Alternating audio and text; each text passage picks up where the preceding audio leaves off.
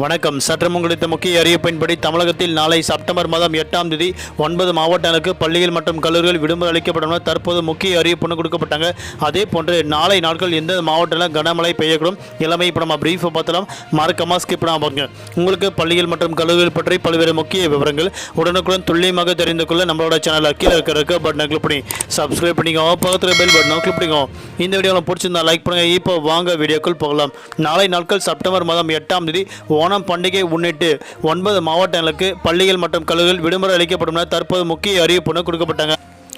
அதே போன்று நாளை நாட்கள் செப்டம்பர் மாதம் 8ஆம் தேதி 9 மாவட்டம் என்னென்பது தற்போது பார்க்கலாம். இப்போ ரீசெண்டாக பார்த்தீங்கன்னா ஓணம் பண்டிகை முன்னிட்டு கேரள மாநிலங்கள் வெகு விமர்சையாக கொண்டாடப்படுவது வழக்கமாக இருந்துட்டு இருக்கு.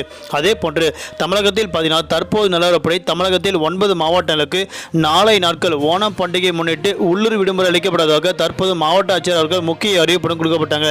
அந்த எந்தெந்த மாவட்டம் அப்படின்னா தற்போது நிலவரப்படி சென்னை, கோவை, திருப்பூர் ஆகிய மாவட்டங்கள் உள்ளூர் விடுமுறை அளிக்கப்பட்டாங்க. அதே போன்று கூடுதலாக காஞ்சிபுரம், திருவள்ளூர், செங்கல்பட்டு, ஈரோடு ஆகிய மாவட்டங்களுக்கு கட்டாயம் விடுமுறை அளிக்கப்படும் என மாவட்ட ஆட்சியர் அவர்கள் முக்கிய அறிவிப்பு கொடுக்கப்பட்டாங்க. இதன்படி பார்க்கும்போது நாளை நாட்கள் எந்தெந்த மாவட்டத்தில் மழை பெய்யக்கூடும் அப்படின்னு தற்போது பார்க்கலாம். நாளை நாட்கள் பார்க்கும்போது நீலகிரி, கோயம்புத்தூர், திருப்பூர், தேனி, திண்டுக்கல், ஈரோடு, கிருஷ்ணகிரி, தருமபுரி, சேலம், கள்ளக்குறிச்சி, திருவண்ணாமலை, வேலூர், ராணிப்பேட்டை, திருப்பத்தூர், காஞ்சிபுரம், கடலூர், விழுப்புரம் ஆகிய மாவட்டங்கள் கட்டாயம் கனமழை பெய்யக்கூடும்.